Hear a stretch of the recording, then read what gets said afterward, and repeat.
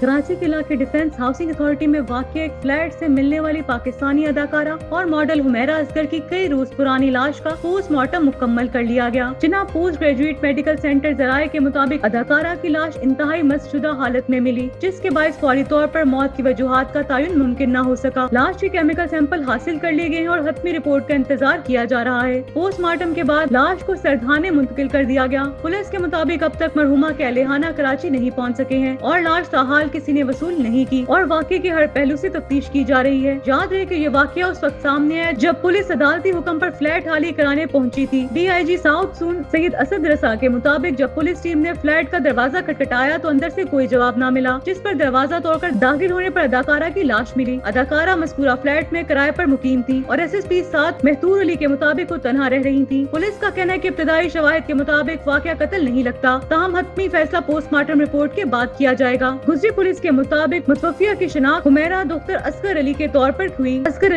پر ہوئی، جن کی عمر 32 سال تھی۔ وہ ماضی میں ڈرامہ سیریلز احسان فراموش، گرو اور دیگر میں اداکاری کے جوہر دکھا چکی تھی، جبکہ وہ سوشل میڈیا پر بھی خاصی فعال تھی۔ پولیس اداکارہ کے موبائل فون ڈیٹا کی مدد سے ان کے اہلخانہ تک رسائی کی کوشش کر رہی ہے، جبکہ واقعے کی مزید تحقیقات جاری ہیں۔